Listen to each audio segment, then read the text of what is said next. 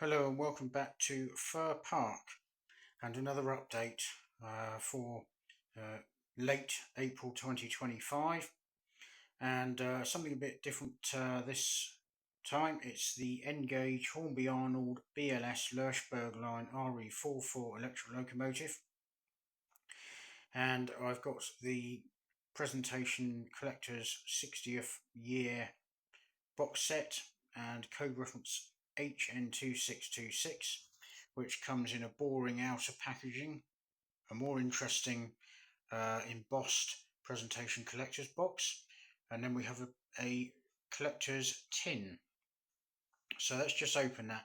The two models in the background are earlier models that I've got as comparison. So let's just open the box.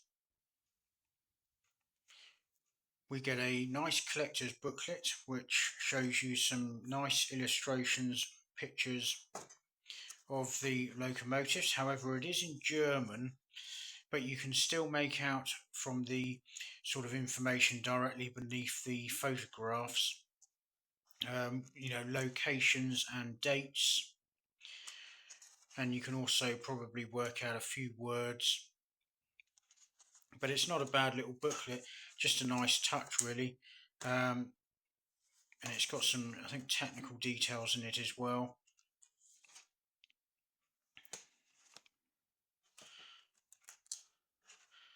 Various bits and pieces. I think it gives you all the names and numbers of the locomotives, plus some nice scenic images. So that's a nice little touch, that. Onto the actual hardware itself, if you like. We've got a key ring here, which is actually a die-cast metal key ring of the locomotive, which I won't be using. I shall just leave it in there as part of the set. And then we have the locomotive itself, which is the important part. Boring paperwork underneath. And then we have the locomotive in the usual plastic box with the paper sort of insert done in the BLS sort of chestnut brown colours. So let's just open that box up and have a look at it. And there it is. Look at that, BLS RE44 electric locomotive. Very good level of detailing on this, on the cab fronts with the steps and the railings and the cab windscreens and the side windows. You can also see a little bit of detailing of the internal workings of the engine, like I suppose the electric sort of generator equipment and bits and pieces. We've got a diamond pantograph, good roof detailing. The underframe detailing hasn't been improved on any of these. There's another YouTube channel called Jesbo78 who's modelling a Swiss N-Gauge layout, and he's reviewed one of these. The one he's got's named Spitz. This one's named Domodossola, number 161. And he also mentioned the underframe detailing as well. Now, you would think they would have got that right, because from the real thing I remember seeing in Switzerland in the early 90s, they had some sort of cylindrical sort of pipe sort of in between the bogies and some other detailing, but it's not been picked out. This is just a boring sort of box, sort of tank underneath with what looks like, maybe it's a sandbox, I don't know, because there's a shoe thing underneath, or I don't know what that, maybe that is what it is, but overall it's a really good loco, and it's an improvement on the very early one, which we can see over there. Let's just move in on that and hope the camera focuses. Yep, so that locomotive there, that is a very early Arnold version, when it was a standalone Arnold, not Hornby. That probably dates from the 1980s, I'd imagine. It says made in Western Germany on it, so it's got to be pre 1991. But I would say, looking at these type of earlier boxes with the orange insert, it's got to be maybe early 80s, even late 70s, early 80s. But it's still a really good model. And the tooling on it and the detailing is not as obviously not as good as the latest version, but still good enough. Probably better than early sort of Graham Farris, Halton Heath sort of tooling, British outline stuff. One observation is the body itself seems to be taller in terms of the latest one. And even this one here, that one is one that dates from, again, it's under the Hornby Hobbies umbrella, so it's got a date from about, I would say, 2011, 12 maybe. That one is again the same spec as the latest one in terms of the height of the body and the width and the length. And they're all the same length, but I've just noticed this really early one has got a taller body shell, which maybe that's down to the earlier tuning, I don't know, but or maybe it was right, maybe the latest ones are wrong, I don't know, but it's not a great deal, not a rivet counter. But yeah, I picked up this one for £45. Works superbly. Picked up that one second hand, which is a sort of later one, and then we've got this latest version still, which these locos are very nostalgic. I remember seeing them.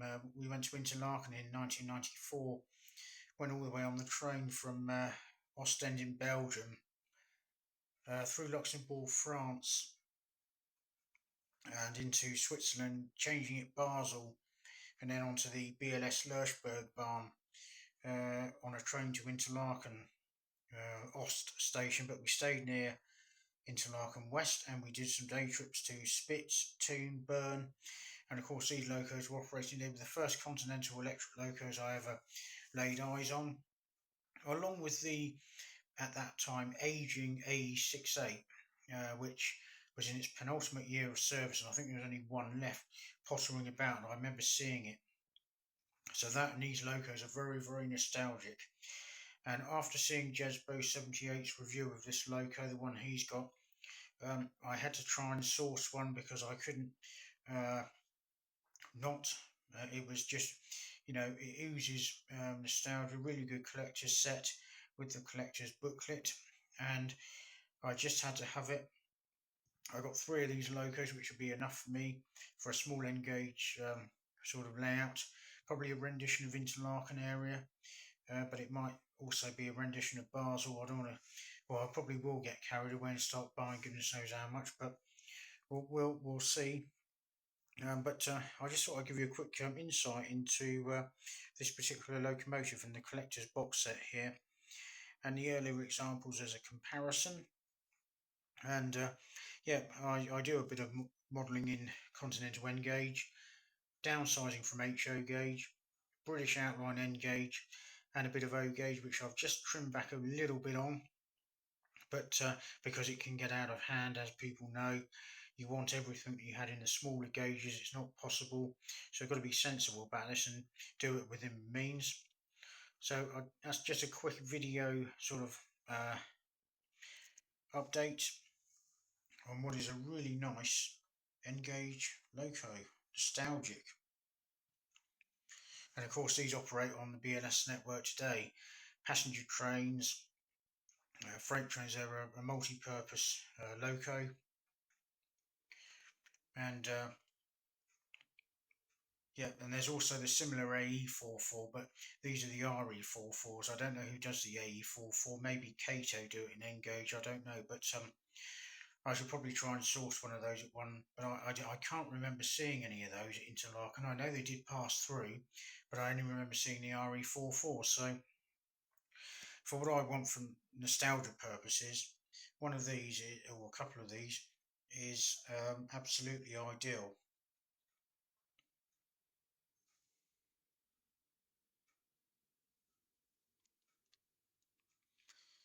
Yeah, so I'm pleased with that. Okay, that was just a quick video update. Thanks for watching, and that my updates and everything. And hopefully, what I'm doing is sort of interest. And feel free to leave comments as always. Okay, thanks. See you in the next video.